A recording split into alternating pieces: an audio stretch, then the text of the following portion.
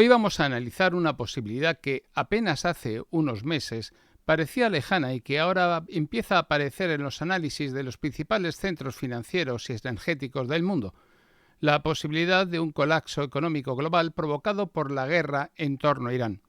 Porque cuando se habla de Oriente Medio, muchas veces se piensa en términos puramente geopolíticos o militares, pero lo que está en juego, en este caso, no es solo un conflicto regional, es uno de los puntos más sensibles del sistema económico mundial: el flujo de energía a través del estrecho de Hormuz.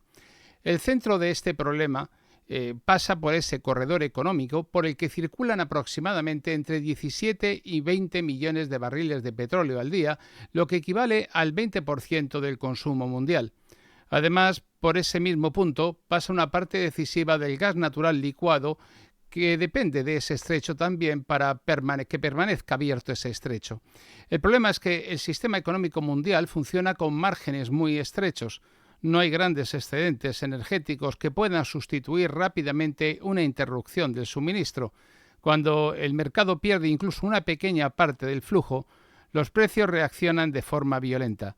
Esto ya lo hemos visto antes, en 1973, cuando una reducción del suministro mundial de petróleo de apenas entre un 7 y un 9% fue suficiente para multiplicar el precio del crudo por 4 y desencadenar una crisis económica global.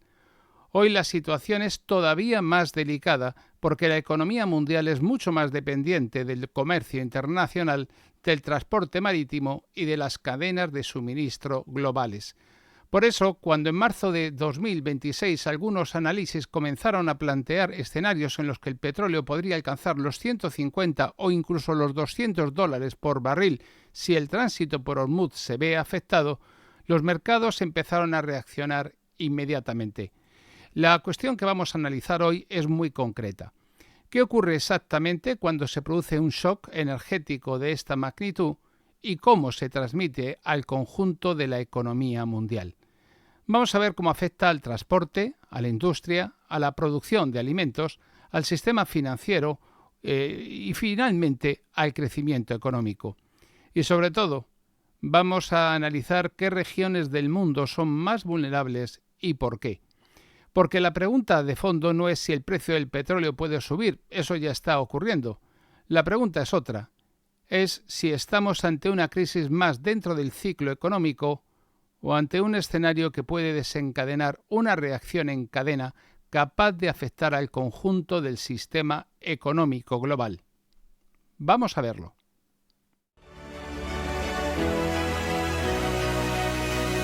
Tierra, sangre y poder. Las claves de la geopolítica.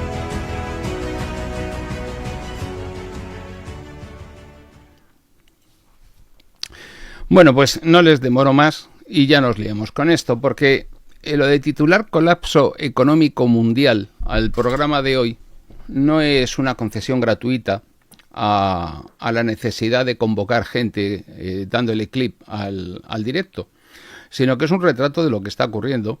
Y lo bueno de todo esto es que aquí pues seguimos perdiendo el tiempo con cosas tan importantes como que si un tonto de baba de un sitio o de otro gana las elecciones de aquí o de allá. Y la verdad es que, deprime un poco. Porque el 1 de marzo, justo cuando comienza la guerra, la revista The Economist, concretamente, publica un análisis que ha circulado y que ha empezado a circular, porque no es cualquier revista, en todos los mercados energéticos y financieros internacionales, y con una advertencia directa: la guerra en torno a Irán va a desencadenar el mayor shock petrolero de los últimos años, por ser suaves, y va a empujar a la economía mundial hacia una nueva recesión, por decirlo de forma suave. No han querido ser alarmistas en la revista, porque el día 1 de marzo todavía tenían bastante incertidumbre sobre si se iba a cerrar el estrecho de Hormuz o no, o si sencillamente iba a ser una operación como la guerra de los 12 días y pasaría después de un susto. Pero cuando uno ve las predicciones que hace The Economist o las posibilidades que evalúa el día 1 de marzo y el cómo hoy, 15 días después, se ha ido concretando la situación, pues uno empieza a pensar que efectivamente nos vamos a encontrar con un shock fuera de lo común. La razón obviamente es tanto geográfica como estratégica y además al mismo tiempo porque el conflicto se desarrolla justo en un lugar donde discurre una fuente de energía fundamental, dos, gas y petróleo, los hidrocarburos, que es el 20% del total del mundo, como saben ustedes.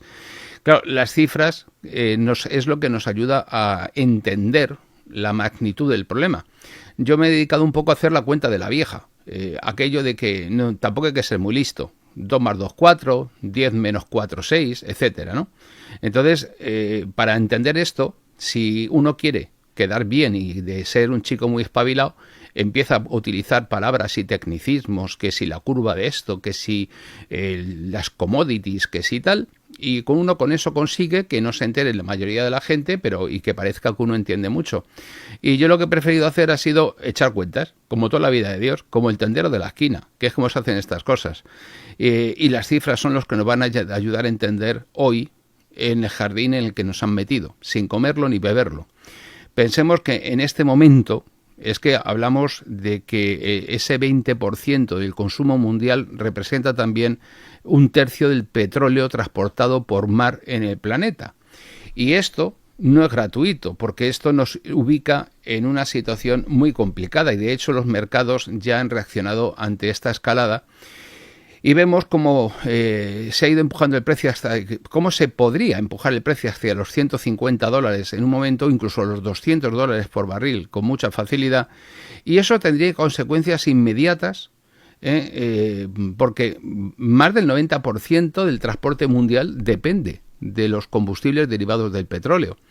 Transporte marítimo, que es el que sostiene el comercio global, el transporte por carretera, toda la logística, lógicamente, la aviación, la maquinaria agrícola, y una subida brusca del precio, pues va a correr como la pólvora por toda la economía, va a pasar a la producción industrial, va a pasar al sector primario, va a pasar al precio de los alimentos y de cualquier otra cosa.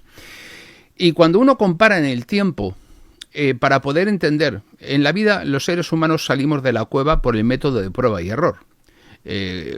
Cuando te ocurre una cosa por primera vez, no sabes si lo que te está ocurriendo es muy grave o no, salvo morirte, que eso sí que es grave y te ocurre una vez. Pero dices, bueno, ya cuando te ocurre la segunda, al poder comparar, pues lógicamente le sabes si le has atribuido demasiada importancia o demasiada poca. Bien, en este caso tenemos otro shock energético con el que podemos comparar, que fue la crisis petrolera de 1973, el embargo energético que aplicaron por aquel entonces varios países productores de petróleo que redujeron el suministro mundial en aproximadamente entre un 7 y un 9%. Bien, pues una reducción de entre el 7 y el 9% en aquel entonces fue suficiente para que el petróleo multiplicara su precio por 4 en pocos meses y fue lo que desencadenó una crisis global que duró años a nivel global. Piensen entonces que la demanda de crudo y la situación económica mundial, China era un sitio donde la gente iba a pedir con una hucha para los chinitos que eran pobres. Echen cuentas ahora cómo están los chinitos pidiendo para nosotros. Bueno, pues hoy, evidentemente, con el desarrollo económico, el sistema económico es mucho más dependiente de la energía que lo era entonces. Y las cadenas de suministro globales, el comercio marítimo que es masivo, el crecimiento de todas las economías del sudeste asiático, pues lo que ha hecho ha sido incrementar la demanda energética mundial. Y ese es el motivo por el que la advertencia de la revista The Economist ha generado tanta atención. Porque si una guerra en torno a Irán afecta, como está afectando al tránsito por el estrecho de Hormuz, el problema ya no es un problema regional. Se convierte en un shock energético global que va a provocar una sacudida a toda la economía mundial, que en este momento es muy difícil conocer el alcance que va a tener. Por lo tanto, esto es a donde nos lleva a nuestro título de hoy: colapso económico mundial. No quiere decir que no vayamos a comer, pero va a estar la cosa complicada. Miren, el estrecho de Hormuz, vamos a tratar de empezar con las cuentas que les decía, con esas cuentas del tendero. El sistema energético mundial en este momento consume alrededor de 105 millones. Tomen papel y lápiz y vayan tomando nota para hacer las sumas y las restas como le he hecho yo. A ver si a ustedes les salen las cuentas. Se consumen entre 100 y 105 millones de barriles de petróleo al día.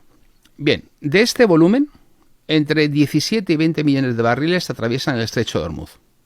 Aproximadamente, como todo el mundo dice, el 20% del consumo mundial. Estamos hablando siempre de forma aproximada. Bien, aproximadamente un tercio del petróleo que se ha transportado por mar en el planeta. ¿De acuerdo?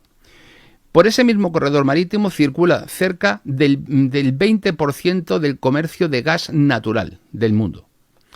Especialmente desde Qatar, como bien saben ustedes, que una de las grandes ideas que tenían en Israel era cargarse la mitad norte de la Franja de Gaza para sacar por ahí un gasoducto al Mediterráneo, conectar con las futuras explotaciones de las bolsas gasísticas del Mediterráneo Oriental y tirar para Europa. Bien, pues a partir de ahí vemos que este gas de Qatar generalmente, aparte de darle servicio a Europa, en realidad a quien más le afecta es a Asia.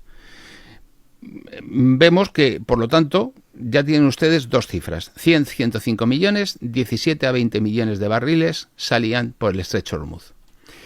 El petróleo que pasa por ahí, por ese corredor, procede de los principales productores del Golfo Pérsico, que son Arabia Saudí, que produce aproximadamente 10 millones de barriles diarios, Irak, que produce entre 4 y 4 millones y medio de barriles, Emiratos Árabes Unidos, que produce entre 3 y 3,5, Kuwait, que produce entre 2,6 y 2,8 millones de barriles, e Irán, que estaba produciendo, oscilando en cada momento entre 1.600.000 y 3.300.000.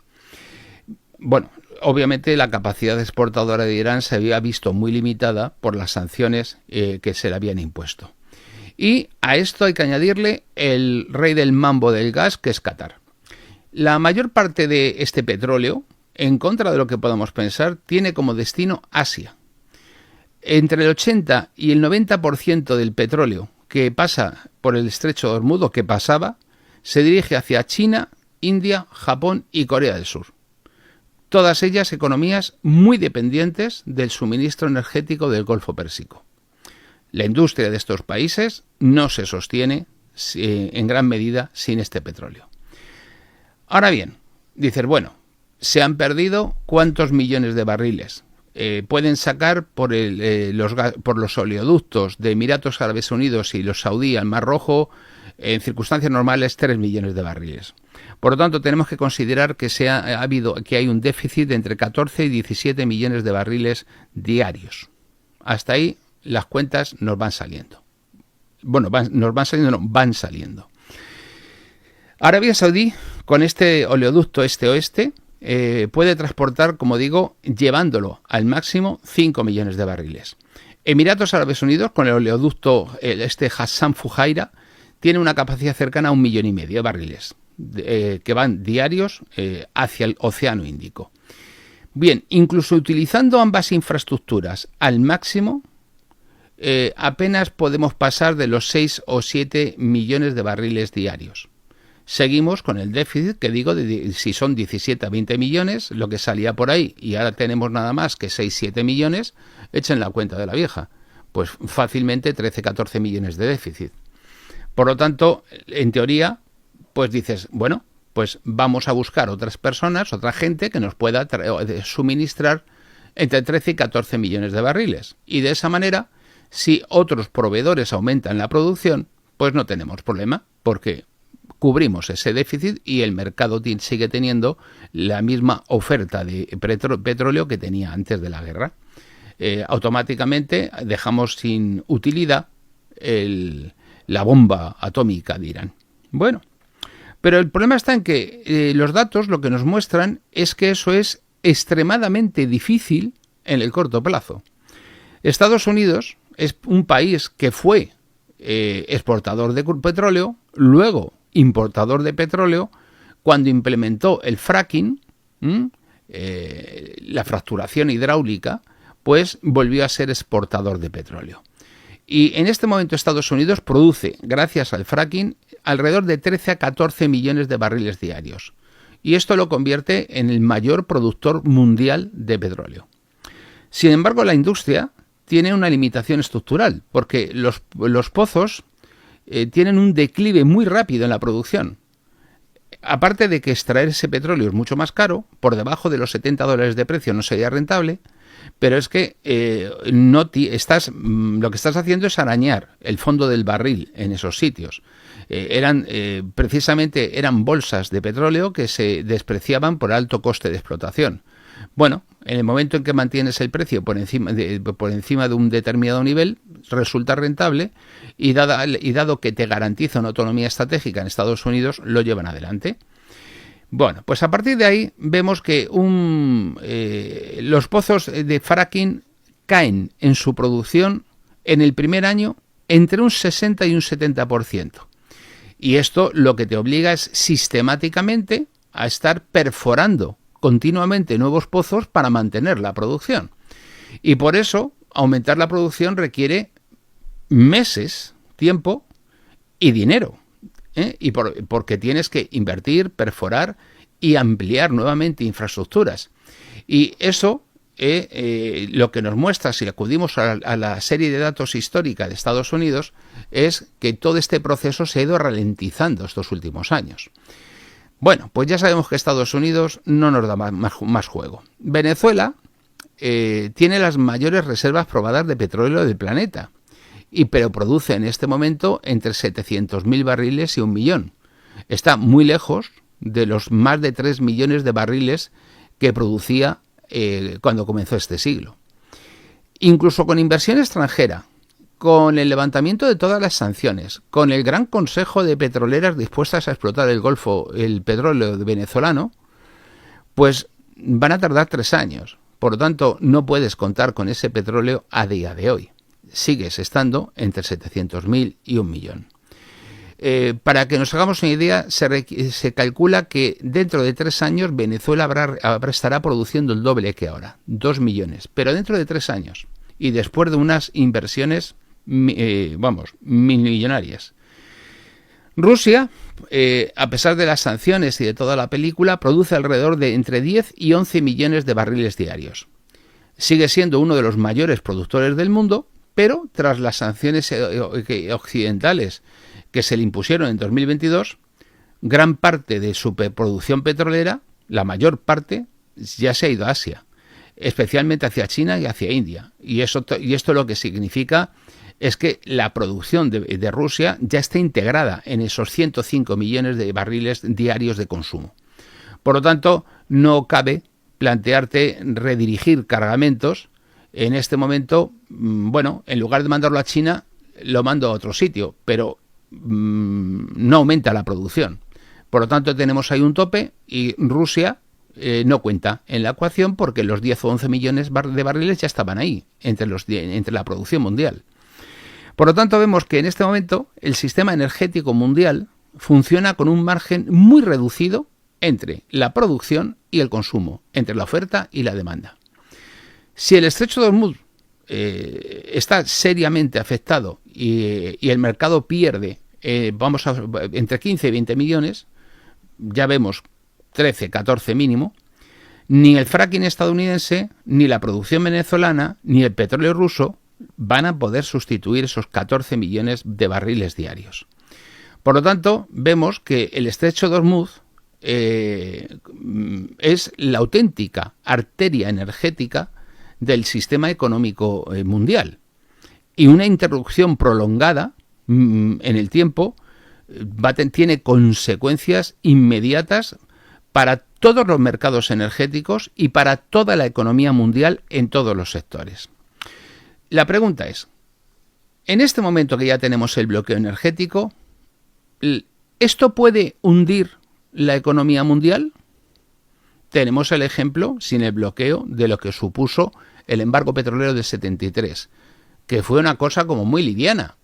Estamos hablando de, ustedes imagínense, es como si ahora mismo hubiesen desaparecido del mercado, en lugar de 20 millones de barriles, pues el 7%, pues unos 7 millones de barriles diarios, la mitad que ahora. y la mitad que ahora nos enterró en una crisis que duró 8 o 10 años con repercusiones en todo el planeta.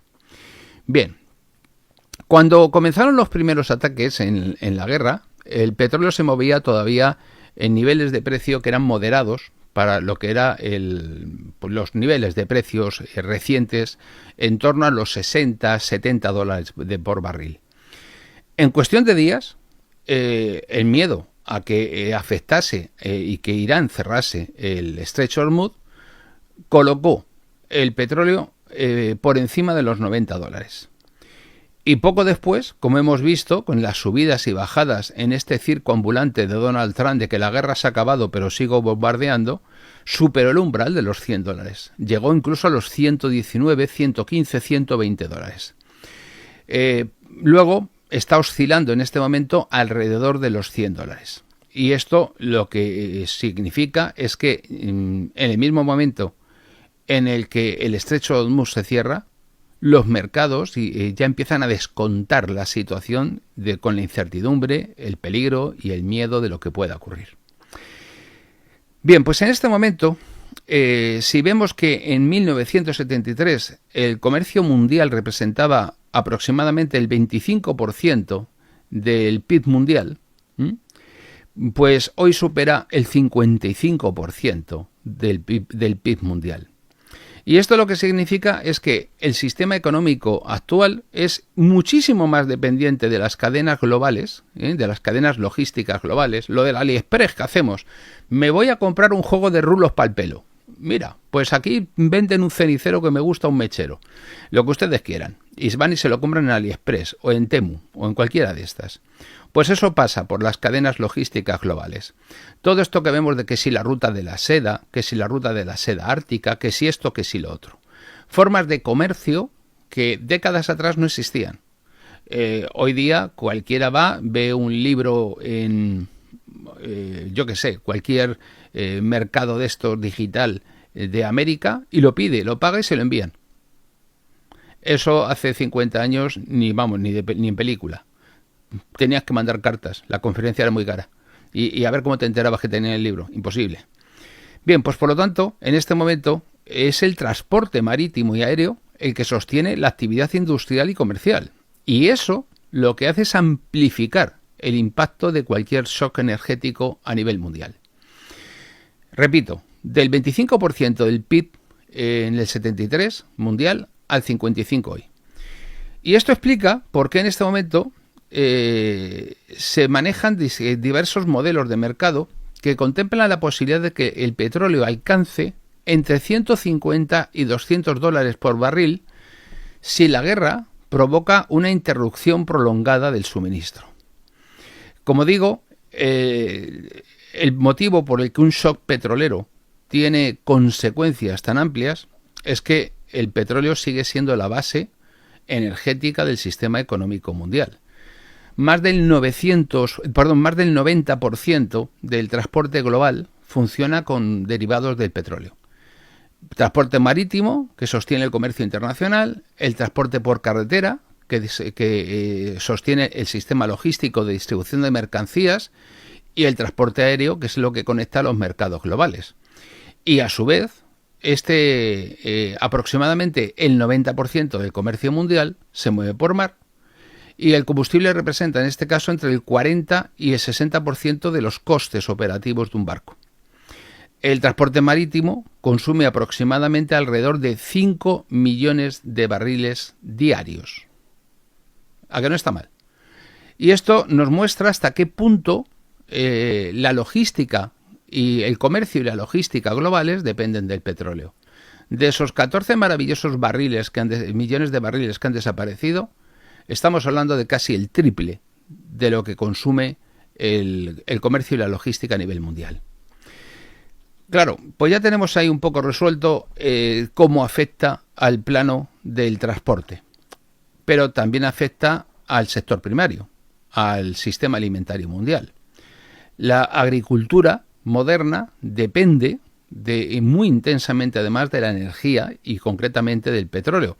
¿Por qué? Pues porque los fertilizantes nitrogenados se producen a partir de gas natural y más del 70 u 80% mundial de fertilizantes nitrogenados depende directamente de este recurso.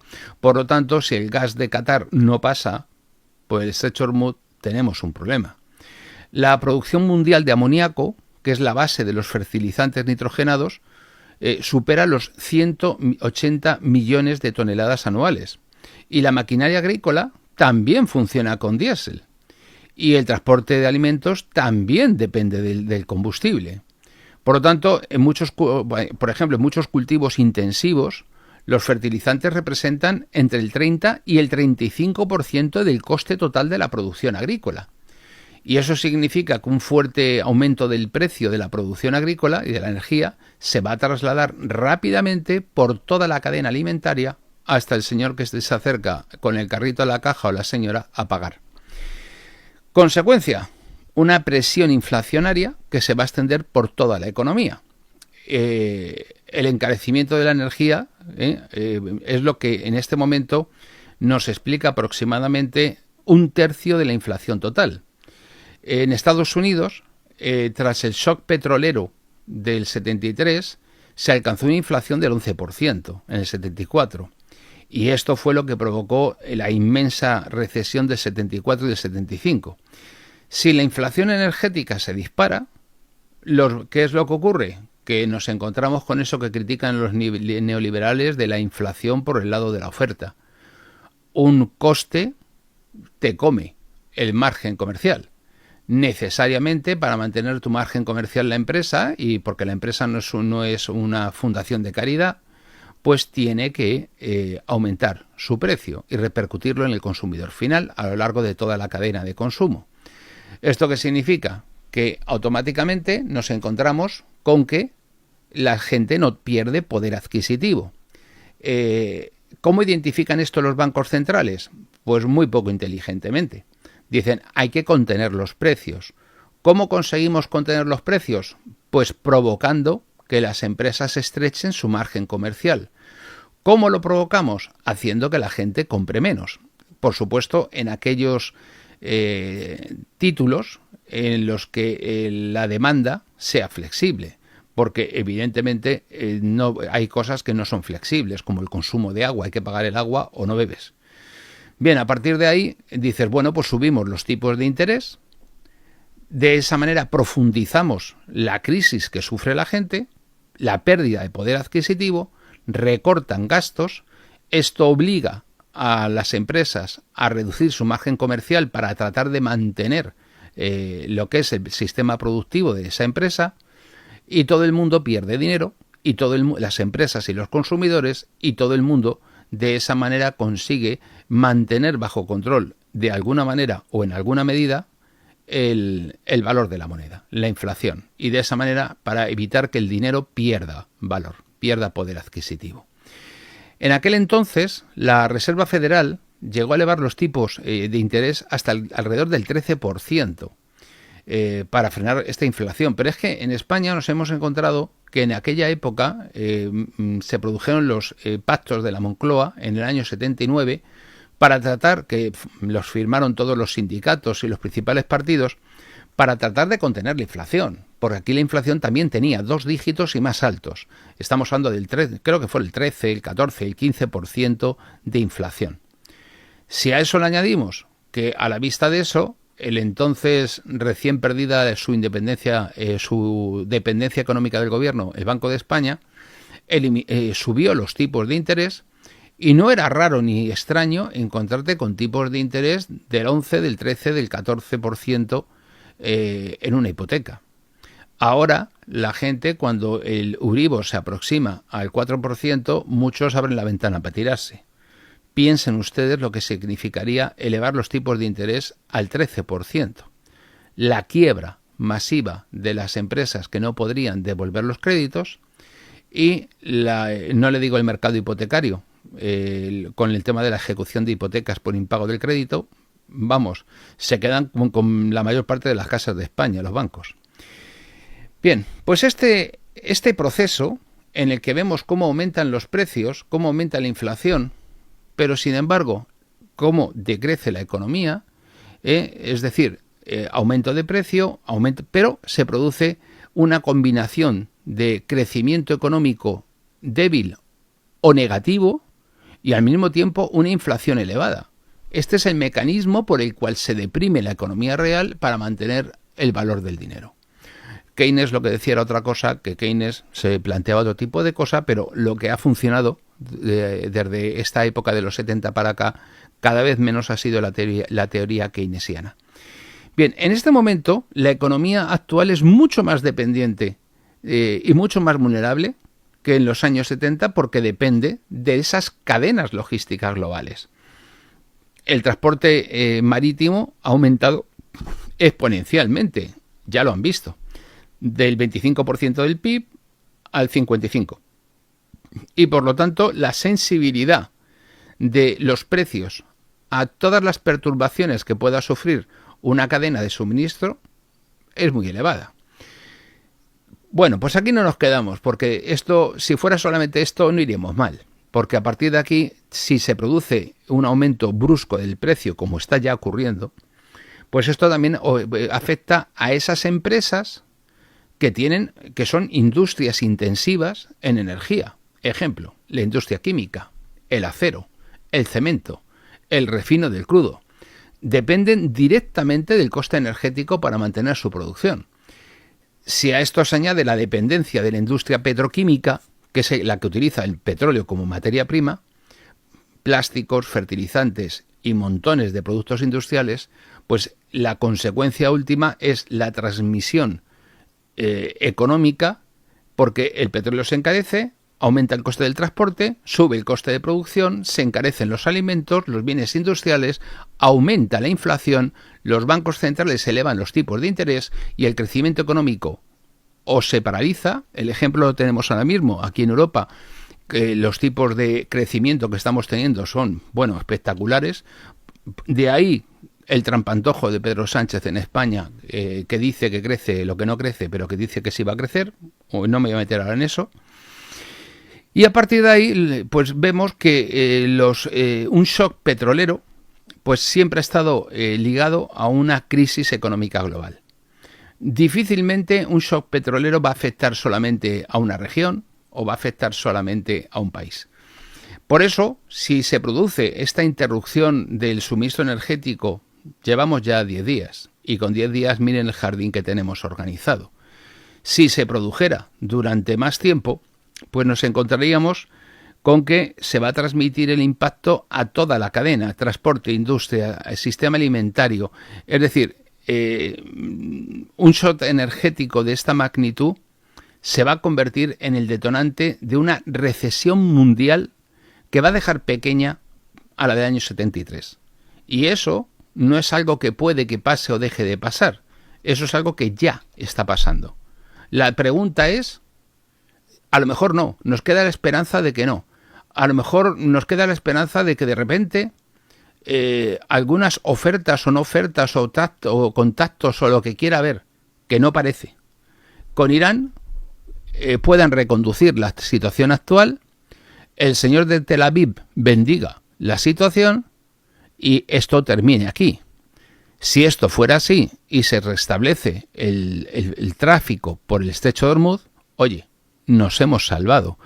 Cuidado, esta vez, eso no quiere decir que no se vuelva a repetir, porque ya vemos que es algo, ha ocurrido lo que siempre se ha dicho que era lo impensable. 50 años temiendo, desde el año 79 que empezamos con el Belén de Irán, temiendo que esto ocurriese.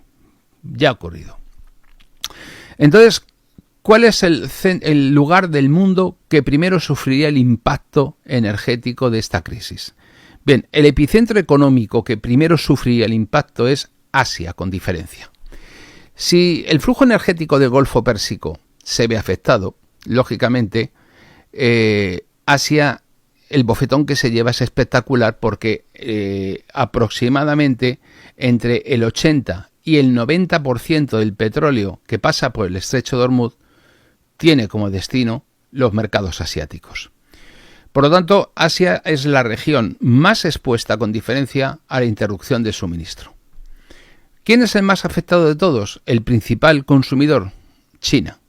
China es el mayor importador de petróleo del planeta, compra 11 millones de barriles diarios, que es prácticamente un poco menos de lo que ha desaparecido de la contabilidad, y el consumo total que tiene China ronda los 15-16 millones de barriles diarios. Como verán ustedes, otros proveedores distintos al Golfo Pérsico, repúblicas centroasiáticas y Rusia principalmente, apenas cubren un porcentaje mucho más pequeño que el Golfo. Entre otras razones, la ventaja que tiene para China consumir petróleo ruso es que lo está comprando con descuento, a precios extremadamente bajos. Por lo tanto, vemos que el segundo país, China, ya tiene con esto lo suyo. Ya se llevó un batacazo espectacular, porque verdaderamente va a poder suplir de los 16 millones que consume, o de los 15 millones que consume, si le faltan 11, ¿los va a poder suplir de alguna manera? ¿Quién le va a facilitar las 2/3 partes del petróleo que consume a ojo de buen cubero? India, que tiene una situación económica difícil, es el segundo de los grandes importadores asiáticos. Importan aproximadamente entre 4,5 millones y 5 millones de barriles diarios. Bien, pues de esa cantidad, el 85% procede del exterior. Y evidentemente hace de China el país con mayor población del planeta, pero al mismo tiempo un país extremadamente dependiente del suministro energético internacional. Por lo tanto, cualquier situación que se pueda producir en afecta especialmente a India. Si nos vamos a las economías industrializadas de Asia Oriental, los países del sudeste asiático, Singapur, Japón, pues Japón importa aproximadamente entre 3 y 3,5 millones de barriles diarios. Y entre el 90 y el 95% proceden de Oriente Medio. Corea del Sur importa entre 2,5 y 3 millones de barriles diarios. Bien, pues más del 70% procede y pasa por el estrecho de Hormuz. Por lo tanto, si van viendo ustedes, si vemos la situación energética de Asia, es crítica. Pero dice, bueno, no pasa nada, porque ellos el petróleo lo usan para sacarle brillo a las joyas de la abuela. Pues ya está, no pasa nada. No, pero es que no es así. Porque en este momento Asia consume la mitad de la energía mundial, pero también concentra más del 50% de la producción manufacturera global. ¿Qué significa esto? Pues miren ustedes, es como si de repente a los Estados Unidos del año 50 les hubiésemos quitado, que era más del 50% del PIB mundial, les hubiéramos quitado las 2/3 partes del petróleo. ¿Se imaginan ustedes el desplome que hubiera supuesto? Lo vemos más fácil y más gráfico porque es un solo país y aquí son varios. Pero es que lo que acabamos de hacer es a las principales economías del mundo decirles que se han quedado sin la mitad de golpe y que de aquí a 3 meses que se vayan buscando la vida. Imagínense ahora cuando empecemos a echar cuentas de cómo eso puede repercutir a nivel mundial. China representa, solamente China, aproximadamente cerca del 30% de la producción manufacturera mundial. Es el principal centro industrial del planeta a día de hoy. No lo es Estados Unidos, no lo es Europa. Al mismo tiempo, lógicamente, hay varias industrias estratégicas que dependen de la estabilidad energética en Asia. Corea del Sur produce aproximadamente el 60% de la memoria de RAM del mundo. Taiwán fabrica el 90% de los semiconductores más avanzados del planeta. Y todo esto forma parte del núcleo tecnológico de la economía mundial, porque de allí salen productos que se consumen y de los que depende la economía del mundo.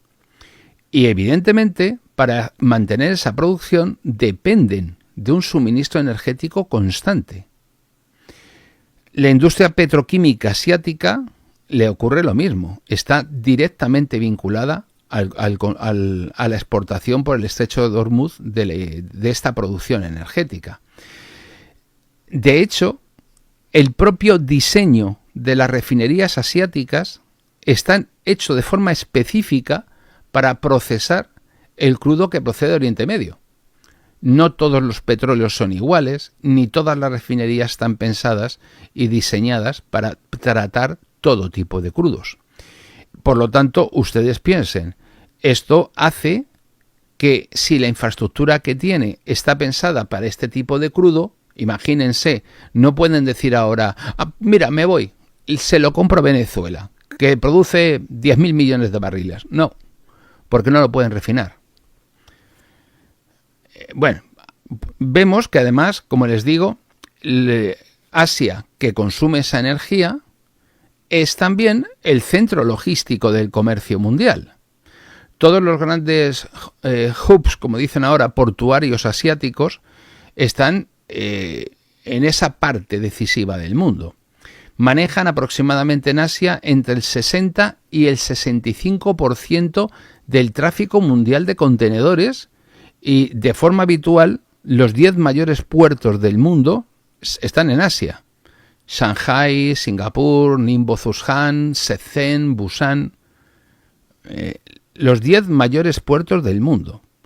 ¿Qué significa esto? Acuérdense que hubo un momento cuando terminó 2020, aquel evento famoso de la enfermedad aquella, pues nos encontramos con que los chinos se quedaron con los contenedores.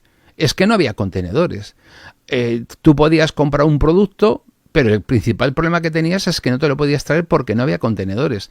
Tal era la demanda del mercado asiático, especialmente de China, de los contenedores. Por lo tanto, vemos que el impacto energético, el shock energético, no es solamente sobre el comercio energético, o sea, no se limita al consumo energético de la región. ¿Por qué? Porque el transporte marítimo, que el 65% está allí, pues conecta directamente el shock energético a la cadena de suministro. Y ahora mismo hay multitud de centros logísticos asiáticos que producen para otros lugares repuestos que se producen allí, productos que se producen allí pero que se transportan, y si en este momento el coste de la energía aumenta o la incertidumbre hace que se coticen al alza, que es lo que está pasando ahora mismo, ¿cuánto tardan en subirte las zapatillas de deporte que te compras en el Amazon en Dinamarca y que se producen en Bangladesh? Por lo tanto, vemos que como las cadenas de suministro, la inmensa mayoría, parten precisamente de Asia Oriental, por ejemplo, pues los componentes eléctricos, multitud de bienes de consumo, un secador, pues una proporción enorme de los productos manufacturados se producen allí. Y por eso, si aumenta el precio de esos productos por el transporte, eso va a afectar directamente al precio al que lo van a vender y a la exportación de estos bienes. Van a perder competitividad, van a perder mercado y nosotros lo vamos a pagar también más caro. Por lo tanto, vemos que hay una consecuencia inmediata para Asia, que es el encarecimiento del petróleo, eleva el coste de producción industrial, aumenta los costes del transporte y va a presionar al alza los precios de exportación. Y si eso ocurre aquí, cuando tú te vas allí a por el repuesto para arreglar el vehículo que tienes aquí, que la pieza viene de allá, esa pieza que antes costaba 100 euros, ahora te costará 150. Si tienes el coche a todo riesgo, la compañía de seguros, al ver que le aumentan los costes de las reparaciones de los vehículos asegurados, te subirá la prima. ¿Van viendo cómo se transmite a través de toda la cadena económica? ¿Qué profesional? Bien, China, como ustedes saben, se encuentra en el centro del sistema energético mundial con diferencia.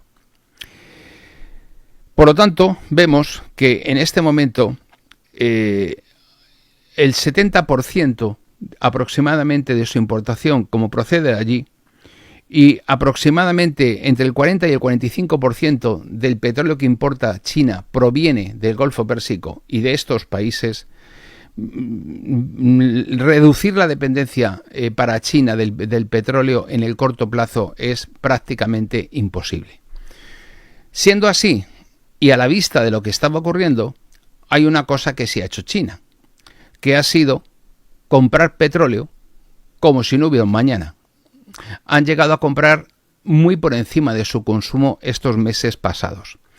¿Qué significa esto? Que han construido una red de reservas estratégicas de petróleo para enfrentar este shock energético, que obviamente lo que van a tratar de hacer con ello es, como ya compraron el petróleo en su momento a un precio, eso les permite mantener la situación de costes durante un periodo de tiempo en el mismo nivel en el que están, y de esa manera suavizar el impacto si definitivamente se produce, o incluso superarlo y superar ese pico si no se mantiene. China dispone para más o menos en este momento de una capacidad de reserva cercana a 1.200 millones de barriles, que son las llamadas reservas estratégicas estatales, SPR, que son entre 400 y 500 millones de barriles, las reservas comerciales, que son el almacenamiento privado, que están entre 600 y 700 millones de barriles. Si sumamos ambas, lo que nos ofrece es este arco de 1.200 millones de barriles. Y eso lo que le permite a China es cubrir el consumo de entre 60 y 70 días. Y esto significa que son las 2/3 partes de las reservas mundiales. En las reservas mundiales de petróleo son o eran 1.800 millones de barriles. 60 días. Por lo tanto, esto sirve para amortiguar muy temporalmente y muy brevemente el impacto, pero no para escaparse de él. La producción interna china. ¿China produce petróleo? Sí, pero China produce solo 4 millones de barriles diarios. Y además, buena parte de los campos petrolíferos chinos ya son muy viejos, la producción es muy baja y todos tienen una tendencia a la pérdida de producción de forma constante. Los pozos petrolíferos chinos están en declive porque se van agotando, como es lógico. Y ese es el motivo por el que cada vez China depende más de la importación de petróleo. Si vemos que en este momento China, con un 30% de la producción manufacturera global, es el primer país, es el mayor centro industrial del mundo, pues lógicamente nos daremos cuenta del impacto que esto supone. China consume además alrededor del 26 al 27% de la energía mundial. Esto es lo que cuando vemos estas cifras es cuando te das cuenta de lo que significa China en la actualidad. China tiene un cañón muy grande y una bomba muy gorda, sí, pero este país, ¿qué porcentaje de la energía mundial consume? ¿Qué porcentaje de las manufacturas supone? ¿Qué porcentaje supone el sector primario respecto del secundario y el terciario en su economía? Y entonces te vas dando cuenta de cuál es la ubicación de ese país en el mundo. No solamente por eso, pero sí también por eso. Y vemos que en este momento el 45% del petróleo que se consume en China se utiliza en el transporte. ¿Qué significa esto? Pues que en cualquier momento, que cualquier aumento del precio del combustible, del crudo, repercute en el coste logístico de la economía china. Y si aumentan los costes logísticos de la economía china, tienes dos soluciones. O asumes esos costes logísticos las empresas chinas para mantener su competitividad en el exterior, porque en China son incapaces de consumir lo que producen, por mucho que diga el gobierno chino, o directamente lo repercutes y eso hace que China pierda competitividad frente a sus competidores externos. En la última década, para que nos hagamos una idea, el consumo energético en China ha aumentado además un 30%. Cuanto más crece la economía china, cuanto más capacidad tiene para producir, cuanto más grande se hace la economía china, más energía consume. Lógicamente, si además tienen el crecimiento urbano que tienen, que han construido ciudades como si no hubiera un mañana, pues háganse una idea, aparte del crecimiento industrial. Por lo tanto, si el país representa el 15% del comercio global de mercancías y más del 90% de su comercio se transporta por vía marítima, el impacto del petróleo, tanto en el interior de China como en el exterior, háganse una idea cuál puede ser. De ahí que los chinos estén como locos porque se acabe la guerra, que se han ofrecido a hacer una novena a San Judas Tadeo, patrón de los imposibles, si lo consiguen. Ya están yendo todos los chinos los jueves a San Judas a la novena. ¿Por qué? Pues porque esto es un golpe a su economía, para nosotros morrocotudo, pero para ellos es cosa de chinos. Los intentos de diversificar las fuentes de suministro mediante los oleoductos hacia Rusia, hacia Asia Central, pues tienen la capacidad que tienen. Y eso no es algo que vaya a cambiar en 6 meses. Y por lo tanto, los oleoductos que conectan a China con Rusia y con los tayikistanes y los istanes son solamente 1 o 2 millones de barriles diarios, que es algo muy inferior al volumen total de petróleo que el país tiene que importar. Por lo tanto, esa estrategia de diversificación del petróleo chino, del petróleo que importa China, ha sido o insuficiente o en proceso de transformación. Claro, la estructura energética china en realidad sigue estando dominada por el carbón. El carbón representa el 55 y el 60% del mix energético chino, y el petróleo representa entre el 18 y el 20% del consumo energético.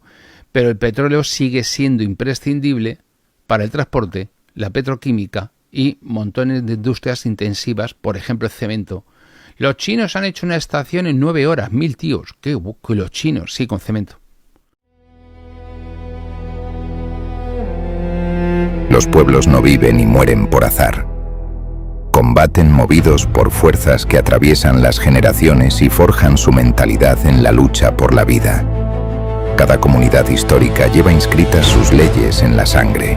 Cuando un pueblo las olvida, comienza su decadencia. Estas leyes vitales fueron estudiadas por Gustave Le Bon en El alma del pueblo. Leyes psicológicas de la evolución de los pueblos. Aquí no hay consignas ni lugares comunes. Aquí se formulan las fuerzas internas que modelan la trayectoria histórica de las naciones. En esta nueva edición, Le Bon dialoga con la filosofía de la historia de Oswald Spengler a través del estudio de Francisco José Fernández Cruz Sequera, que restituye su pensamiento a la gran tradición de la morfología histórica. Quien quiera comprender el destino de los pueblos y el límite de las ilusiones modernas, encontrará aquí algo más que un análisis. Una verdad incómoda sobre el carácter, la historia y la supervivencia. Cuando un pueblo pierde su alma, ya no hay victoria que lo salve. El alma del pueblo, leyes psicológicas de la evolución de los pueblos, de Gustave Le Bon, a la venta en Amazon. ¿Vale? Por lo tanto, en este momento, el shock energético del estrecho de Hormuz tiene repercusiones directas sobre la economía china. Para que nos hagamos una idea, un aumento de $10 en el precio del petróleo podría reducir el crecimiento del Producto Interior Bruto chino entre un 0,1 y un 0,3%. Y si nos vamos a subidas acumuladas de 50 a $100 por barril, pues nos podríamos encontrar que China podría perder entre el 1 y el 3% de su PIB, dependiendo de cuánto tiempo durase el shock energético, la suspensión del tráfico marítimo por el estrecho de Hormuz. Claro, el impacto no se detiene en China. ¿Por qué? Pues porque China genera el 18% del PIB mundial. Representa además el 30% del crecimiento económico global. ¿Qué significa esto? Pues que cualquier desaceleración de la economía china se transmite como la pólvora, arde como la pólvora por toda la economía mundial. Según el Fondo Monetario Internacional, una reducción de 1 punto porcentual en el crecimiento chino resta entre el 0,2 y el 0,3 puntos al PIB mundial. Estamos hablando de que en este momento, si China pierde un 3%, estaríamos hablando de que podría perder hasta casi un 1% el PIB mundial. Por eso, el papel que juega China en toda esta situación del estrecho de Hormuz es decisivo, porque si esta situación se prolonga en el tiempo, la interrupción del tráfico por Hormuz, el impacto no solamente va a afectar a los mercados energéticos chinos, se va a transmitir a la logística, a los costes de exportación, a los costes de producción, al comercio internacional y finalmente al crecimiento global. Solamente estamos hablando de China. Entonces China sería el principal canal a través del cual el shock energético se trasladaría a toda la economía mundial. Vamos a seguir con más alegrías. Bueno, para que entendamos la situación de Europa, Europa es un caso particular de la estupidez humana. Algún día el periodo de Europa de estos últimos 80 años habrá que estudiarlo como uno de los ejemplos claros de que el ser humano no es más que un mono espabilado, con mala leche y un poco imbécil, porque si no, no se entiende la cosa. Tenemos que pensar y tenemos que contextualizar el shock energético dentro de los desvaríos o no desvaríos europeos que hemos tenido con la cuestión de la energía. El llamado Pacto Verde Europeo. El Pacto Verde Europeo establecía como objetivo alcanzar la neutralidad climática en 2050 y reducir las emisiones de gases de efecto invernadero al menos un 55% en 2030. Mientras tanto, en China queman carbón como si no hubiera un mañana. Siempre respecto de los niveles del año 90, de hace 36 años. Para poder conseguir esto, que como idea, en principio, idea general tiene cosas buenas y como metedura de pata es espectacular, pues esto te lleva a tener que reconfigurar todo el sistema energético europeo basado primero en la descarbonización, que para eso ya queman carbón los chinos. Bien, pues Europa, lógicamente, ha ido reduciendo gradualmente, de forma paulatina, el uso del carbón y ha impulsado la renovación de eso que han llamar las energías renovables. En 2024, como consecuencia del Pacto Verde Europeo, aproximadamente el 47,3% de la electricidad producida en la Unión Europea procedía de fuentes renovables, de los molinillos, de los paneles, etcétera. Bien, alrededor del 29,2% todavía procedía de combustibles fósiles.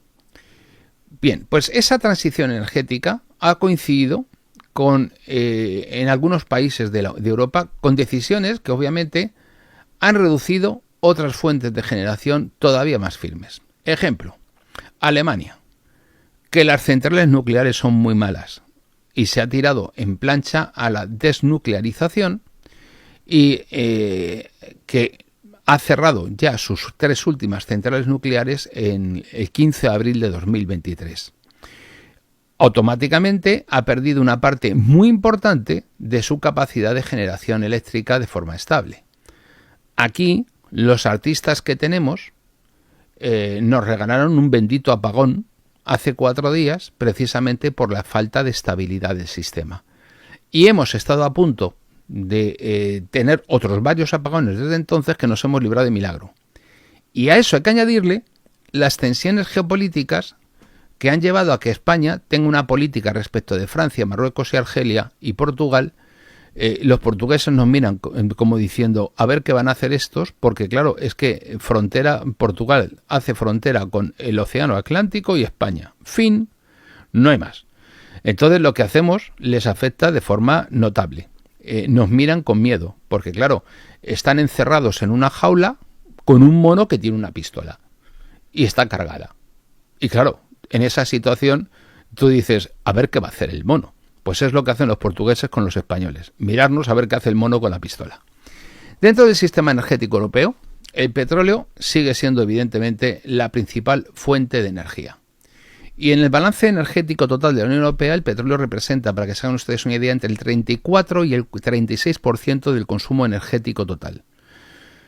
Esto lo convierte en el papel troncal, tiene el papel troncal en sectores, como es lógico, como son el transporte, la logística, la petroquímica y sobre todo buena parte de la industria pesada.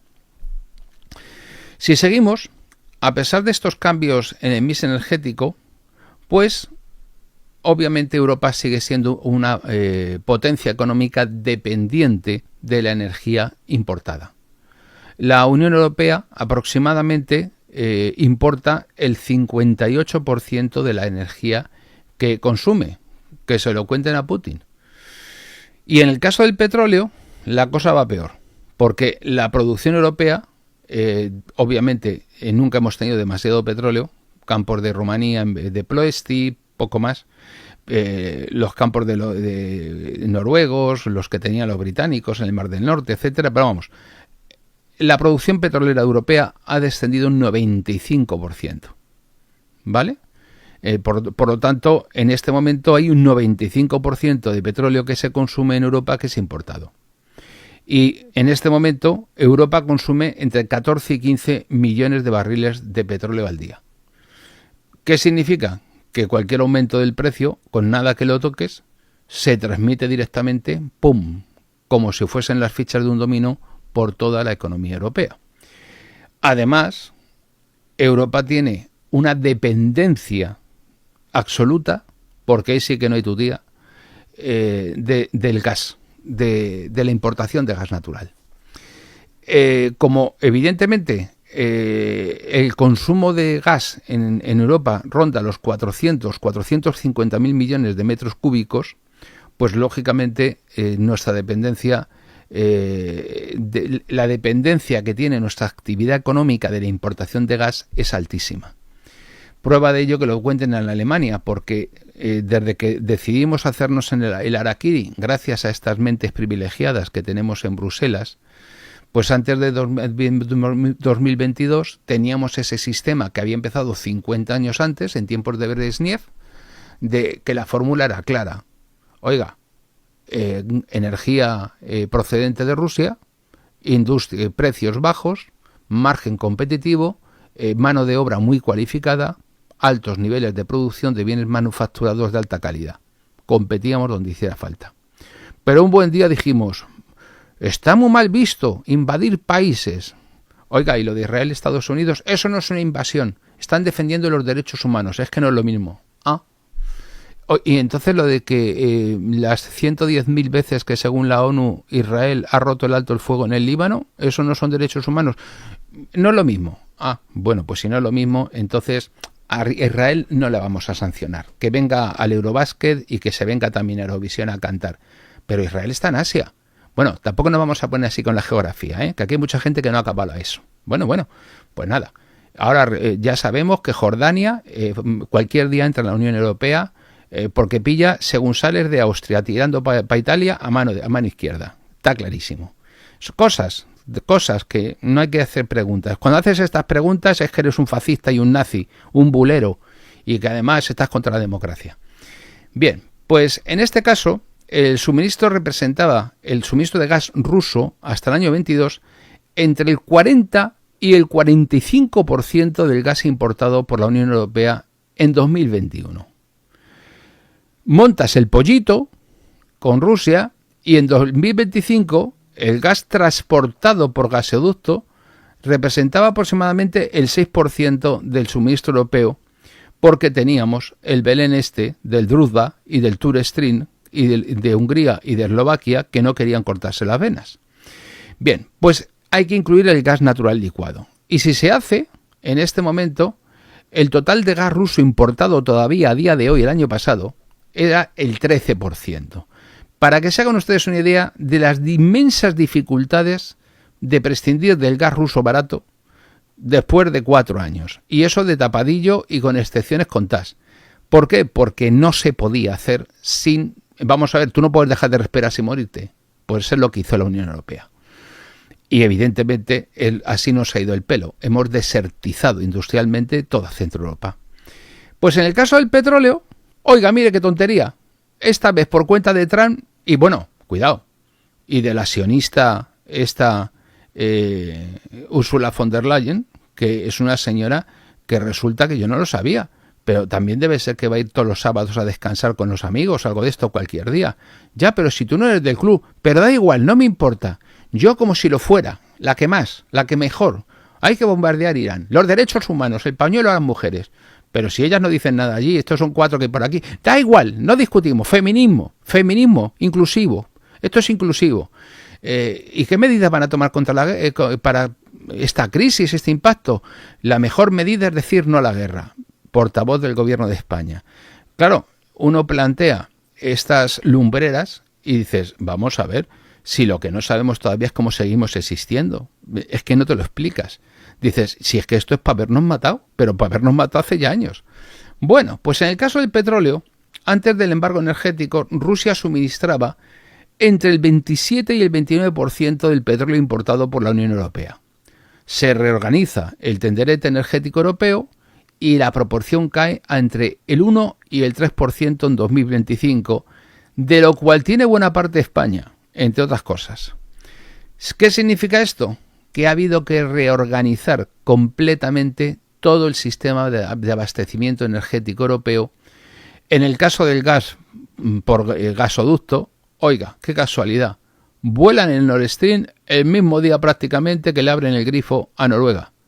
Y Noruega se convierte en el principal proveedor de la Unión Europea con el 45,6% del gas importado por la Unión Europea. Si aunque a uno se le muera la madre, al dueño de la funeraria le ha venido de perlas para cerrar el mes. O sea, lo que es la desgracia de uno es la suerte de otro. Y en el caso del gas natural licuado, miren ustedes por dónde, que a los autores de la fechoría del Nord Stream les salió redondo, porque quien pasó a ser el principal proveedor del gas natural licuado con un 45,3% fue Estados Unidos. ¿Qué ha ocurrido con todo esto? Que por fin nos hemos independizado del oso ruso ante la amenaza evidente de la invasión. Claro, visto así no está mal. El problema es que hemos cambiado de amo, pero no nos hemos quitado la correa. ¿Por qué? Porque ahora mismo de quien tenemos una dependencia total es de Estados Unidos. Y encima lo pagamos más caro. Pues para eso echas merienda, hombre, para ese camino tan corto no merece la pena llevarte tartera. Es decir, para quedarte dependiendo de alguien en la misma situación que tenías antes y encima pagarlo al doble, pues si hay que ir se va, pero hispana es tontería, que diría José Mota. Bueno, pues a partir de ahí, dado que nos solidarizamos con los derechos humanos de Ucrania y que estamos a favor de un mundo con reglas y de que no se pueden invadir países y de la ley trans y de, pues eso, de los Terians y no sé, aquí nosotros nos dejan el manual psiquiátrico y lo ampliamos por categorías. Bueno, pues Europa, obviamente, ha diversificado sus fuentes de suministro. Allá que se nos iba el canciller Merz para Qatar a ver si cataba algo y se traía gas de allí desde Qatar y le salía más barato y ahorraba unas perras que desde Estados Unidos. Lógicamente, una parte importante del crudo que empezaron a importar, a la vista de que los Estados Unidos nos vendían el gas natural licuado con antifaz y pistola, pues se fueron a Arabia Saudí, a Irak, a Emiratos Árabes Unidos y a Kuwait. ¿Qué tienen en común todos estos países? Que están en el Golfo Pérsico y que todo su gas sale por el estrecho de Hormuz. ¿Qué ocurre? Que obviamente significa que de una o de otra manera Europa ahora depende del estrecho de Hormuz. Las consecuencias económicas de esta brillante política energética europea nos las han dejado cristalinas. En octubre del 22, la inflación energética en la zona euro alcanzó aproximadamente el 41,5%. ¿Qué significa esto? Que los mismos imbéciles que salían en el año 2020 a aplaudir al balcón a las 8, al año siguiente salían con la banderita de Ucrania tan contentos por la plaza de su pueblo.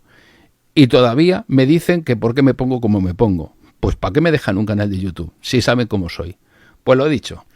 La inflación general, gracias a los que aplauden en los balcones y tal, y votan en las elecciones, y yo veía hoy a la gente que votaba en las elecciones de Castilla y León, digo, vamos, les tenían que quitar el DNI y darles el certificado CITES, Convenio Internacional de Tráfico de Especies Salvajes, y serán bichos. Los sueltas en el campo y los confundes con una liebre, si no fuera por las orejas. Bueno, pues el impacto supuso el 10,6% de inflación, el nivel más alto desde la creación del euro. Ahora sales al balcón y aplaudes, imbécil. Bueno, obviamente, ¿qué pasó? ¡Uy! ¿Cómo se ha puesto la compra? Y ahí van los de la tele a enchufarle a la Charo de turno la alcachofa para preguntarle cómo se han puesto los kilos de melocotones y las sardinas. Y señora, ¿cómo está la compra? Muy cara, muy cara. ¿Y a usted qué le parece lo de Ucrania? Pues que no hay derecho, porque pobrecicos, que los han invadido. Bien. Lógicamente, el conjunto de la economía en marzo de 2023, la inflación de los alimentos alcanzó el 15,5%. ¿Por qué se extrañan que cuando voy al Mercadona sacan los extintores por si le meto fuego? Pues normal. El 15,5%. Vamos a ver, paisanos del chat, ¿a cuántos de ustedes les han subido un 15% el sueldo todos los años, más o menos, y compensando por si acaso? Esto tiene una incidencia directa sobre todo en la economía europea. Pregúntenle ustedes a los transportistas qué piensan de esto del gasoil, pero que no se preocupen, que ya está el gobierno muy preocupado, tomando medidas, y les va a dar ayudas, los va a ayudar a arruinarse y a despeñarse por un balcón. ¿Por qué? Porque evidentemente el continente europeo es muy dependiente, extremadamente dependiente del transporte por carretera. Y desde que Ábalos y Óscar Puente en España han sido ministros de transportes, todavía más, porque ellos han encargado de hundir las vías del ferrocarril a base de robar. Es decir, si nos quedaba alguna desgracia más, el Ábalos, el Koldo, la Begoña y la Marisú y la madre que parió a toda esta cuadrilla. Por lo tanto, en este momento, para que se haga una idea, el transporte por carretera representa 3/4 partes del transporte de mercancías dentro de la Unión Europea. 3/4 partes. Cualquier cosa que usted pida, muy seguramente el pájaro que se la trae de la compañía de transportes va a venir en una fregoneta con los malacatones a dársela. Además, alrededor del 65% del petróleo consumido en Europa, ¿a dónde va? Al sector del transporte. Si sube 1 céntimo el combustible, el crudo, automáticamente sube 1 céntimo la gasolinera. Y como en España más de la mitad del precio del combustible son impuestos, porque tenemos que financiar operaciones de cambio de sexo y bloqueadores en la pubertad a las personas que se autodeterminan de forma temprana en su adolescencia, pues todo se hace poco. Y como la suerte que tenemos es que en España no hay presupuestos desde hace 3 años y por lo tanto se están gastando la pasta en lo que les sale a ellos de sus cataplines por la puerta de atrás, pues nos podemos ir al Perú a que Ábalos, con lo que le damos de pasta para la cooperación al desarrollo, se compra un casoplón. Porque para eso está la cooperación al desarrollo. Nos hemos enterado para robar. Vayan ustedes a la República Dominicana. El día que salga todo lo que hay ahí, vamos a ver, algún exministro de Defensa como Bono se suicida. Y no les cuento, otros honorables ciudadanos dominicanos como Felipe González. Jesús, cómo nos estamos poniendo. El caso, lógicamente, es que el transporte es algo fundamental. Fundamental. Y esto se ha convertido además en un coladero, porque cada vez se recauda más y la situación específica de España, ya al margen de la Unión Europea, que la vamos a ver a continuación, agrava todo esto de forma extraordinaria. ¿Qué pasa con la industria europea? Pues ni les cuento, porque la química, el acero, el aluminio, el cemento, los fertilizantes dependen del coste de la energía y por lo tanto la competitividad europea depende directamente del coste de la energía.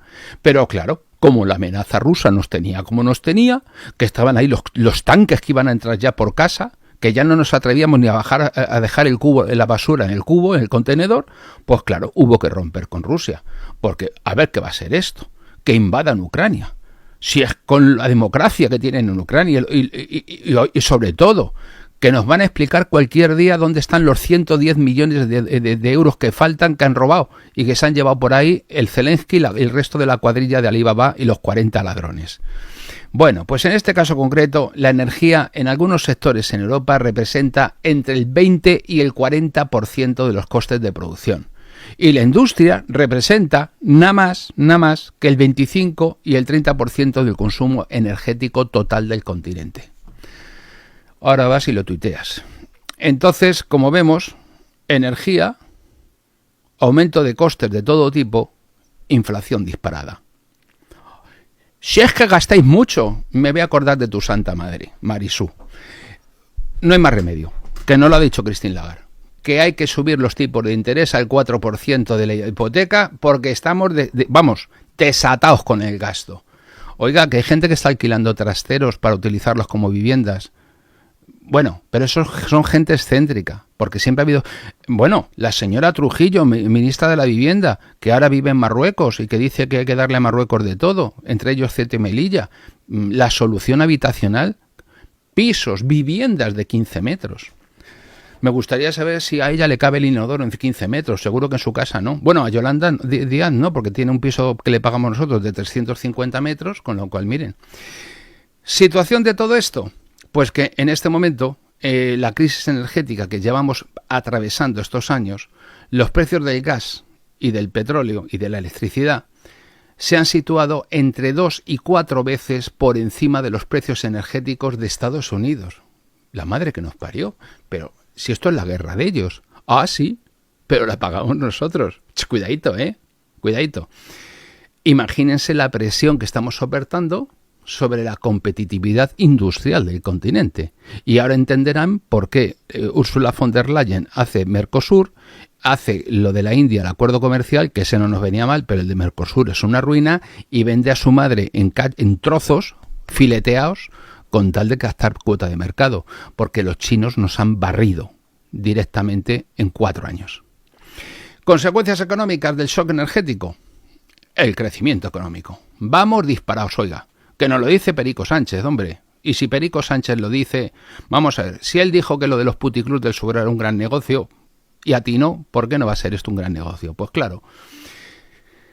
El aumento del precio de la energía podría restar entre 1 y 2 puntos porcentuales al crecimiento económico europeo, al Producto Interior Bruto Europeo. En España, ¿cómo hemos salvado eso? Trayendo gente de fuera. ¿Tienen que comer? Pues si comen, aunque sean tirados por la calle, ya mantienen el volumen de la economía y el tipo saca pecho. Cuidadito que estamos creciendo. Serás tú, desgraciado, porque los demás a 2 velas. Si en este momento el aumento del precio de la energía nos ha quitado un 2% del PIB, eso explica perfectamente el cómo la decisión de cortar con Rusia ha quebrado la Unión Europea. Porque esa es la diferencia que había en el crecimiento económico europeo habitualmente. Estamos por encima ligeramente del 0%, rozando la recesión permanente. Por lo tanto, Europa llega a esta situación del estrecho de Hormuz en una situación que no es que sea delicada, es que es frágil, pero no es frágil coyunturalmente, es frágil estructuralmente. ¿Por qué? Porque sí, nos hemos independizado de Rusia. Ahora ya nos vamos a gastar los cuartos en dárselos a Vanguard Street, a BlackRock y al resto de la cuadrilla que compraron toda la industria de defensa europea. Eso está muy bien, Rheinmetall, etcétera. Pero evidentemente nos ha dejado en una situación de exposición a los mercados energéticos globales y a los precios internacionales del petróleo y del gas, como, que no dependemos de nosotros mismos, con una economía que le das así con 2 dedos y se viene abajo. Tenemos una producción interna limitada y una dependencia de importaciones que ronda el 95% en el caso del petróleo. Somos sensibles a un ligero aumento del precio. Imagínense a que se triplique el precio del petróleo y se meta en los 150, 160, 170 dólares. Transporte, industria, inflación, tipos de interés, crecimiento económico, pobreza y a revolver los contenedores. En un país como España ni les cuento, porque lo vamos a ver ahora. Consecuencia, si el Golfo Pérsico persiste en ser pérsico y cortarlo, en lugar de ser arábigo, el shock petrolero global va a ser de película, porque Europa va a ser una de las regiones más afectadas con diferencia. Nos vamos a encontrar con que hemos hecho la transformación a medias del sistema energético y nuestro mix energético nos ha colocado en una situación de vulnerabilidad total, de debilidad absoluta, voluntariamente y sin necesidad. Sencillamente hemos perdido el suministro energético barato que venía de Rusia. ¿Para qué? Para depender del suministro energético caro que nos venden los amos. Estados Unidos y el Golfo Pérsico. Y a otra cosa mariposa. Y mientras tanto, los noruegos a colocarnos el gas bien caro para financiar sus planes de pensiones, que para eso lo utilizan. Luego te preguntas, ¿y qué hace un noruego en Palma de Mallorca? Pues dices, pues ya ves, gastarse lo que te están sacando a ti los cuartos con el gas. Y ahora viene el imperio, por el imperio hacia Dios, que decía el caudillo. Si esto nos está pasando, ¿saben ustedes por qué? Porque no estamos con los de la hispanidad. Ya no somos católicos, que eso era muy importante y muy grande y muy bueno, el ir a misa y el quedarnos sin cine en Semana Santa y el pedir perdón por los pecados. Y ahora, como ya no hacemos nada de eso, que nos hemos vuelto todos unos viciosos, ¡pum! Pues no viene castigo de Dios. Si es que esto es castigo de Dios, mi abuela lo decía. Te has dado un golpe, castigo de Dios, que te has portado mal, que te dije que decías no sé qué y no lo has hecho. Y así me iba a mí el pelo. El caso es que España se encuentra entre los países europeos especialmente expuestos a esta situación. ¿Por qué? Porque lo de España no es que estemos expuestos a la dependencia energética exterior. Es que pertenecemos al club nudista de la energía europea. El 73% de la energía que consume España procede de importaciones. Y el deficiente quiere cerrar las centrales nucleares. O sea, no hay nadie allí en el Palacio de la Moncloa que vaya a buscarle y le meta una paliza y le diga, pero chaval, sal de aquí para afuera. Date quieto ya, date quieto. No, no lo hay. Claro, están con lo de la cocaína y con las fulanas y no les da tiempo a las criaturas. Bueno, pues el caso es que en este momento esta es una proporción clarísimamente superior a la media de la Unión Europea. En el caso del petróleo, además, la dependencia de España es del 100%. Es decir, somos un país importador estructural de energía y con eso y con un par te vas y prescindes de la energía nuclear, chaval. El control total de petróleo en España es entre 1,2 y 1,3 millones de barriles diarios. Y eso hace que seamos uno de los principales países consumidores de crudo de toda Europa occidental. Entre el 8 y el 9% del consumo total de petróleo de la Unión Europea. Obviamente, esta cantidad hay que verlo dentro de lo que es el consumo total de energía primaria en España, que ronda los 120 millones de toneladas equivalentes de petróleo al año, ¿no? Para que nos hagamos una idea, por tamaño, somos una de las principales economías europeas, pero nuestra exposición es vital. El petróleo llega a España a través de un sistema de refino que es muy potente. Tenemos 9 refinerías con una capacidad conjunta de refino de 1,5 millones de barriles diarios. Esto nos permite procesar un volumen de crudo muy importante, incluso primero para el consumo interior y también para la exportación de todos los productos refinados. Por eso no es mala idea que, si no saben ustedes qué hacer con el dinero a la vista de lo que nos está pasando y quieren invertir en bolsa, compren energéticas, compren, no van a perder. El caso es que a partir de ahí vemos que en este momento el petróleo lo que hace es alimentar una cartera muy diversificada de proveedores internacionales. España le compra crudo a Estados Unidos, Nigeria, México, Brasil y Arabia Saudí. Vemos que, por lo tanto, nuestra dependencia es muy amplia, 100%, pero de muy diversos actores. Y en este momento, si nosotros vemos lo que es en la dimensión del consumo energético que atraviesa el estrecho de Hormuz, por ahí circulan barriles de petróleo diarios por valor, de petróleo y de gas, que se estima aproximadamente en 500.000 millones de dólares anuales. ¿Esto qué significa? Que una interrupción prolongada del tráfico en el estrecho afectaría al consumo energético mundial y obviamente a España también. El peso del petróleo dentro del sistema energético nacional, para que se haga una idea, representa entre el 40 y el 45%, y cualquier aumento del precio directamente tiene efectos inmediatos en la economía del lunes para el martes. ¿Cuál es el sector más sensible de todo? A todo esto, al shock energético en España. Adivinanza, el mismo de siempre, el transporte. En España, entre el 40 y el 45% del consumo final de energía es del sector del transporte. Cerca del 95% de la energía que se utiliza en el transporte procede del petróleo. Por lo tanto, en términos de consumo petrolero, el transporte se lleva entre el 65 y el 70% del petróleo que se consume en España. El sistema logístico nacional, dado lo bien que funciona el ferrocarril, es evidente, pues depende en el 95% el transporte de mercancías por carretera.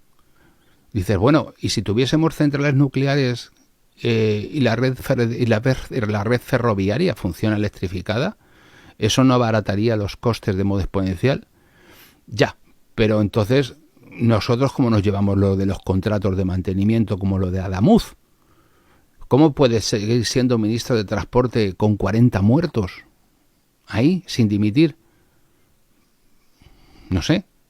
Y que luego Adif se lleve las cosas de la vía para custodiarlas, ¿eh? No quiero yo decir nada con eso. Bueno, pues en este momento, ¿esto qué significa? Pues que el diésel, ese combustible que dicen que quieren eliminar del mix energético europeo, afecta al transporte de todos los bienes de nuestra economía. El sistema de transporte de mercancías mueve en España más de 1.500 millones de toneladas. Y evidentemente esto también tiene una dimensión climática y energética, porque el transporte genera entre el 29 y el 30% de las emisiones de gases de efecto invernadero en España.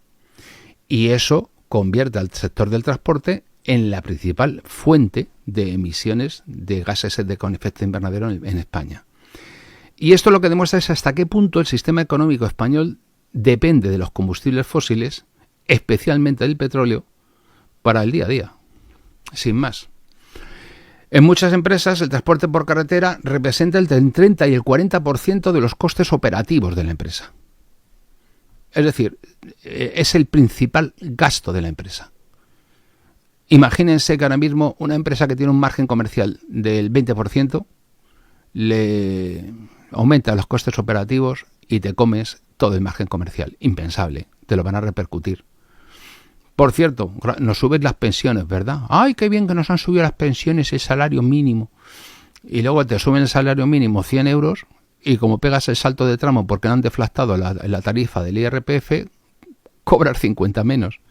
¿Dónde está el chiste? Los pensionistas, que tenéis que votar a la PSOE. La PSOE os ha subido la pensión. ¡Ay, qué bien que ha subido las pensiones indexadas al IPC! Sí, pero es que Hacienda no os las han subido como creéis, porque más de la mitad de la subida se la queda Hacienda por vía de IRPF. Por lo tanto, os han tangado. Os están dando un caramelo, lo tenéis un rato ahí en la mano, luego lo quitan. Y luego vais a votarles porque os han dado un caramelo. Y claro, luego para habernos matado. No me extraña. Bueno, pues evidentemente tenemos otro sector, el gran sector de España. España es diferente, Sol de España embotellado. La principal potencia turística del mundo. No hemos construido aquí ya la muralla china porque teníamos la de Ávila y ya puesto no hacía falta. Que si no, hacemos la muralla china. Entre el 12 y el 13% del PIB anual procede del turismo. Aproximadamente 85-90 millones de personas al año se pasan por aquí. Algunos, como los ingleses, a emborracharse en Magaluf y a dar por el saco. Pero lo cierto es que el transporte aéreo depende directamente del queroseno, que es un derivado del petróleo. En las aerolíneas el combustible representa aproximadamente entre el 20 y el 30% de los costes operativos, lo que significa que si subes el precio, lo de irte a Roma por 15 eurillos con Ryanair se te va a acabar, campeón. ¿Por qué? Porque va a aumentar el coste de los vuelos. O sea que todos esos que dicen, a mí me gusta viajar y ponen una foto en el Instagram demostrando que estuvieron en Bali, pues que vayan pensando en la plaza de Chinchón, que también es muy bonita, y no te hace falta tanta gasolina, porque se te va a acabar. ¿Qué significa esto? Que todos los costes de los vuelos van a aumentar y este es uno de los tres. Vamos a ver, de hecho, España es uno de los 3 mayores mercados de aviación de Europa. ¿Ahora entienden el impacto que va a tener sobre España cualquier subida del combustible aéreo? Y por lo tanto de la hostelería, sube el transporte aéreo, las agencias de viajes venden los viajes más caros, los guiris que también le van a golpear con la economía, con el petróleo y la energía, se gastan menos, dejan de venir, los que vienen gastan menos, Y el tipo que vendía antes 3 raciones de gambas a la plancha, pues va a vender 1,5. Y a continuación 2 de los currantes que tenía, uno de Perú y uno de Ecuador, que tenía allí sin papeles trabajando, los va a poner en la calle. A continuación van a aumentar las ayudas públicas y luego dicen que por qué hay desasosiego y que por qué estamos como estamos y por qué nos enfadamos. Si es que os ponéis de una manera... Pero bueno, no pasa nada, porque gracias al Mercosur, el campo y la ganadería española, si matas lobos, la ganadería ya está salvada. Lo importante es matar lobos. ¿Por qué? Da lo mismo, pero matamos lobos, porque los lobos son muy malos. Pero si tú no tienes ninguna medida de prevención de esto y tal, da igual, matamos lobos. Bien, y ya está arreglado. Lo del Mercosur es un detalle. Bueno, pues el sector agrícola depende de la maquinaria alimentada por diésel, el diésel agrícola. Pero también depende de los fertilizantes derivados del gas natural. ¿Qué significa esto? Que les van a venir el guantazo con la mano derecha y con la mano izquierda en toda la cara. Porque se va a disparar el coste de producción agrícola y el precio de los alimentos. El transporte de los productos agrícolas también aumenta. Y por lo tanto, porque el sistema logístico sube el precio. Con lo cual ya tiene usted por qué. Yo no entiendo, que a mí me compran el kilo de naranjas a tanto y luego lo venden a cuánto. Pues vaya usted añadiendo. La industria química española, la industria, el refino, el cemento, la metalurgia, dependen de la energía.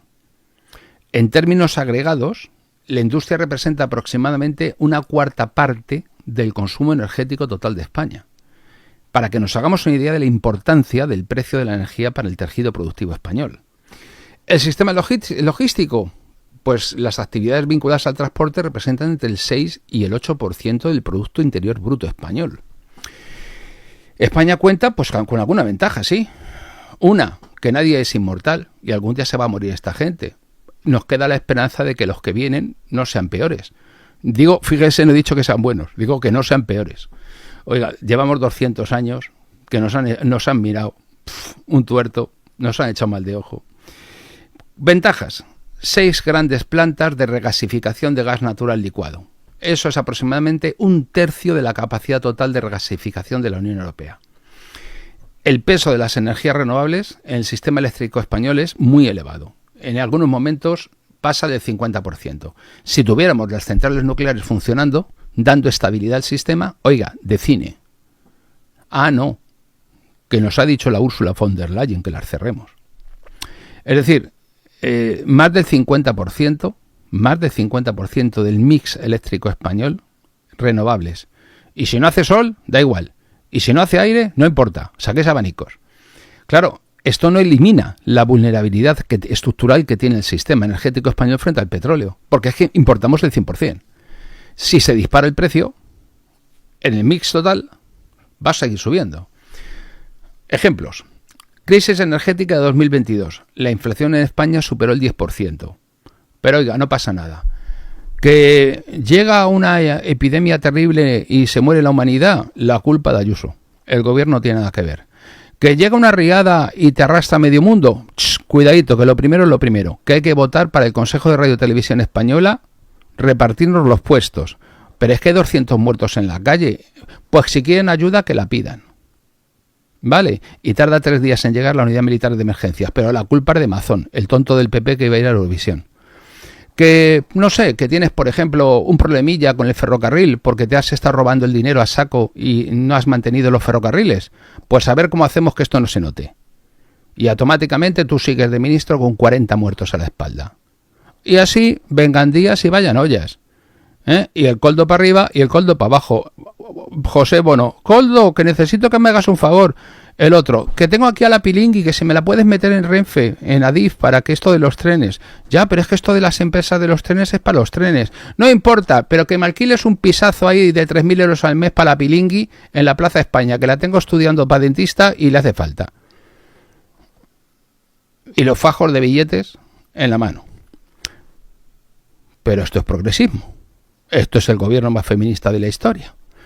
El caso es que el encarecimiento de los combustibles tiene además otro impacto en el déficit energético, porque uno de los componentes estructurales de la balanza comercial española en algunos años ha superado los 30.000 millones de euros. Es decir, es que el impacto energético de la balanza comercial española es muy importante. ¿Qué tenemos que vender para salir de esta situación? Por lo tanto, vemos que, por un lado, la economía española depende, y la vida en España depende de un modo extraordinario del exterior, que tenemos una gestión nefasta y que nos van a pegar un guantazo a mano abierta, una con la derecha y otra con la izquierda, que nos van a volver la cara del revés, literalmente. Ahora cada uno que se eche sus cuentas y que decida lo que hace. Pero lo cierto es que si el conflicto de Irán provoca este shock energético global, España va a sentir los efectos de forma inmediata, rápida, directa, a través del transporte, de los precios, de la actividad económica y, por supuesto, del crecimiento. Van a tener que traerse a todo Perú, a todo Ecuador y a todo Marruecos para que puedan comer aquí y hacer como que esto crece. Porque si no, van a tener manera de disimularlo. Pero no pasa nada, no pasa nada. Lo importante es que no a la guerra y que hay que luchar contra el fascismo y la ultraderecha. Seguimos, porque en este momento vamos a ir cerrando algunas cuestiones, porque claro, si pasa todo esto en Europa, en Asia y en todas partes, y a cómo nos va a afectar aquí, pues obviamente cuando el precio de la energía se dispara, el impacto acaba trasladándose al empleo, al coste de la vida. Cuando tú trabajas y no tienes para vivir, cuando aparece el precariado, que decía Diego Fusaro, el trabajador pobre, y te quejas, tú eres un puñetero fascista de extrema derecha, que te quede cristalino, porque no estás con el lado correcto de la historia. Porque si estuvieses en el lado correcto de la historia, habría estabilidad social. Ya, pero es que pasamos hambre, si es que lo queréis tener todo. En la Unión Europea trabajan actualmente más de 200 millones de personas. Bien, pues una parte importante de este empleo depende, de forma directa o indirecta, de sectores intensivos en energía, como el transporte, la industria pesada, la construcción o la agricultura. Ya verás tú qué risa cuando las explotaciones agrícolas se vayan a hacer puñetas y los plásticos de Almería ya no chuten, a ver qué hacen en el Ejido y qué hacen en estos sitios con los de la Chilaba. Se van a tener que ir todos los viernes a rezar a la mezquita, los moros y los cristianos, como si fuese todo el año fiesta en Alicante. El mercado laboral europeo, además, ya tiene de por sí arrastrando años de un crecimiento muy débil gracias a la gran aventura de Ucrania y la defensa del mundo con reglas que ya no quieren defender y a todas estas cosas. Por lo tanto, aunque teóricamente la tasa de desempleo en la Unión Europea está alrededor del 6%, que dicen ellos, no se lo creen ni ellos, porque claro, hay gente en España, solamente se cuentan como parados la tercera parte de los parados de Palma de Mallorca. Y los otros, es que esos son fijos discontinuos, pero están cobrando el paro y no trabajan. Ah, pero no cuentan. Oiga, es lo que tiene la estadística. La manejas como te sale de las narices y te inventas donde... Si además todos estos son tontos, ¿no ves que no se enteran? Con la televisión y la radio los tenemos atontados a todos. Pues venga, si van a ir a votar igual. ¿No ves que si ya no estudian? Si además no leen. Son tontos. O sea que no te preocupes, tú tira. Y si no, ya les ponemos ahí el Sálvame o la Isla de los Supervivientes o les ponemos a cualquier cosa de estas y sí. O hacen de disidentes. Soy el disidente de la Kipa. Por lo tanto, todas estas empresas intensivas en energía tienden a reducir producción. Es lógico, porque van a tener menos demanda. Van a retrasar las inversiones. Por tanto, va a reducirse la actividad económica. Y, en consecuencia, vamos a perder tejido industrial y empleo industrial. Dime tú para qué vas a estudiar. Mejor te haces nieta o latinquín, que por lo menos ahí tienes una ocupación. No digo que yo que oficio, pero una ocupación va a entretenerte, porque estudiar ¿para qué? Lógicamente, yo no sé cómo lo llevan ustedes, pero a mí se me pone muy mal genio cuando voy a hacer la compra, porque sé lo que me están haciendo, y yo ahora mismo, con lo que me gastaba en hacer una compra que me servía para 15 días, yo ahora mismo no, ni de lejos, pero ni de lejos. No, pero es que los datos son estos. Mira, los datos que vosotros tengáis yo no sé cuáles son. Yo lo que sé es que voy y cuando he comprado 4 cosas me dicen que son 100 euros. 4 cosas. Y que antes la compra me costaba tanto y ahora me cuesta tanto y medio. Y yo miro el lado de los ingresos y no veo correspondencia. Bueno, pues aquí durante la crisis energética el aumento del precio de la energía impulsó, ya les digo, el IPC por encima del 10%. El poder de compra de millones de familias, cuando la inflación energética aumenta, es decir, la inflación por el lado de la oferta, el coste del transporte de la electricidad y de los alimentos se dispara. Y ello afecta directamente a tu bolsillo y no hay consumo interno. Si es que es fácil. Añádale otra cosa, la presión migratoria. Bueno, vienen para pagarte las pensiones. Oye, que están aquí pagando impuestos y fíjate, ¿cómo que pagan impuestos? Con la porquería que les explotáis, les pagáis una miseria, no pagan impuestos porque no tienen base imponible para hacerlo. No cotizan porque no tienen base de cotización decente, ni equilibran las pensiones. Y generan un gasto social que evidentemente encima tenemos que cargar los que estábamos aquí. ¡Ay! Xenófobo y racista. La extrema derecha, otro bulo. Bueno, pues según los datos más recientes de Frontex, en 2023 se registraron más de 380.000 cruces irregulares de fronteras exteriores de la Unión Europea. Que se hayan contabilizado, ahora espérense los que no, que es la cifra más alta desde 2016. ¿Por qué dicen esto? Porque en 2015 fueron varios millones que se los comió Angelita Merkel, también que es como se la conoce a Rebecca Kessner. Bien, a esto se añade el número de solicitudes de asilo que ha superado el 1.000.000 de peticiones en la Unión Europea. Vamos a ver, que si tú estás en Sumatra y la profe te tiene manía, no lo dudes. Tú te vienes para Cádiz y cuando llegas a Cádiz dices, la profe me tiene manía, petición de asilo, y ya no te pueden echar. Hasta que se resuelva el expediente, de aquí no sales. 10 meses después te resuelven el expediente, dicen, denegado. Como el abogado oficio te sale por la patilla, lo recurres. Y te tiras aquí 2 años o 3 años, irregular, trabajando bajo cuerda, sin pagar impuestos, sin pagar pensiones, con la sanidad universal, con el sistema educativo, con todos los servicios pagados por nosotros. Tú no te preocupes de nada, que ya estamos aquí nosotros para eso. Y si te falta algo, te vas a los curas, allí a los de la carita, a los de las caritas, y le dices, que me des lo mío. Y te dan tu vale para que te vayas al súper. Y si te ves que lo que te dan no te gusta, como hacen algunas señoras con la chilaba, lo tiras al contenedor según sales. Es que he ido al banco de alimentos y no me conviene, porque a mí el aceite de girasol no me gusta, yo prefiero el de oliva. Y además a mí me gusta la leche semidesnatada y me la han dado entera. Pues qué razón tienes, criatura, si es que te estamos maltratando psicológicamente. Venga, vamos a por otra. Bien, pues en este momento, lo de 2015 no lo quieren contar porque se cubrieron de gloria en Alemania. Bueno, pues muchos de toda esta gente que viene, claro, muy perseguidos por el Señor, pues claro, vienen de regiones que son muy sensibles a un shock energético de este tipo y a un shock alimentario.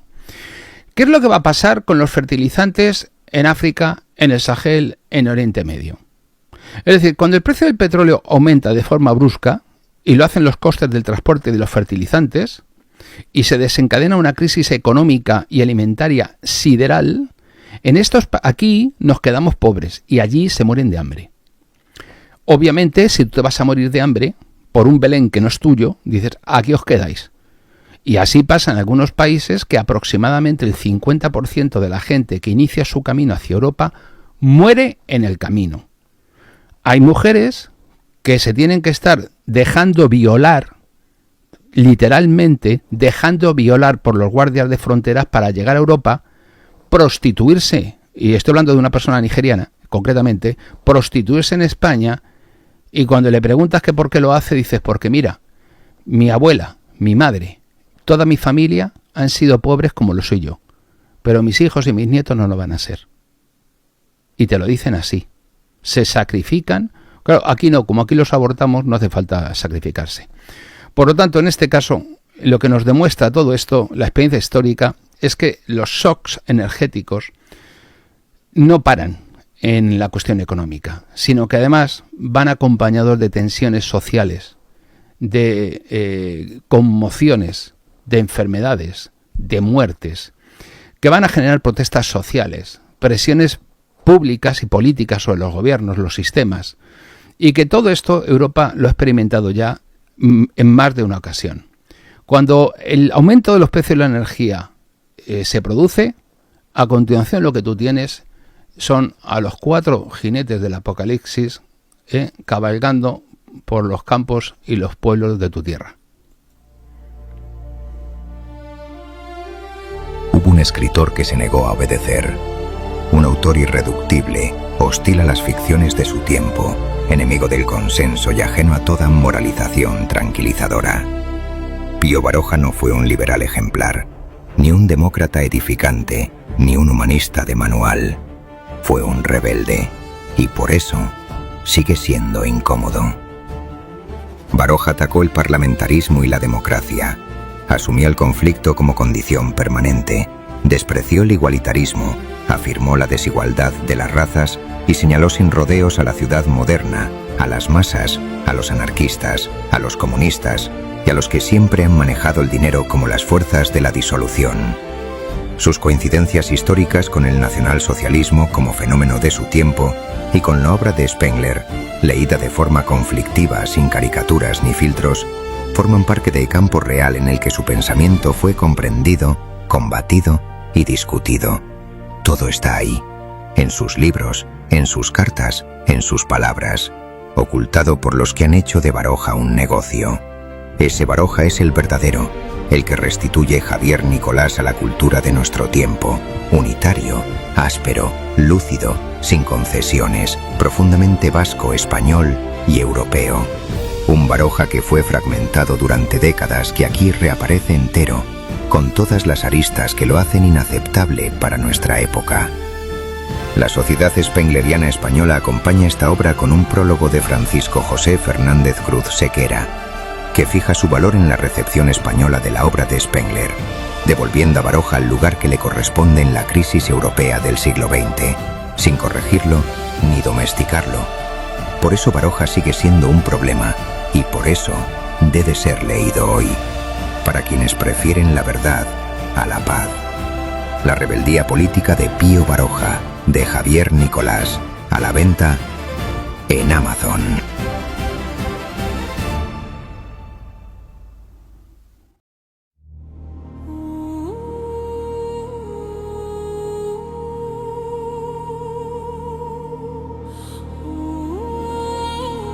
Hace 8 siglos, las leyendas del Grial, de Tristán y del Caballero del Cisne cruzaron los Pirineos y se fundieron con la lengua y la imaginación de España.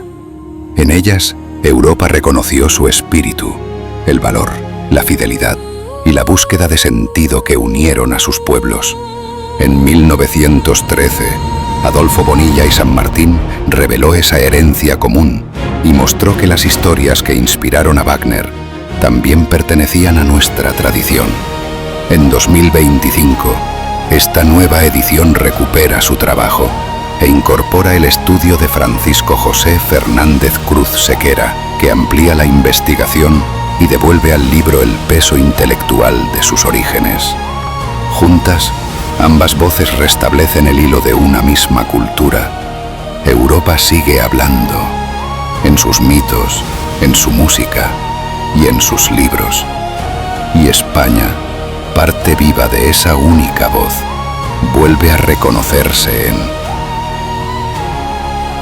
Las leyendas de Wagner, de Adolfo Bonilla y San Martín, a la venta en Amazon.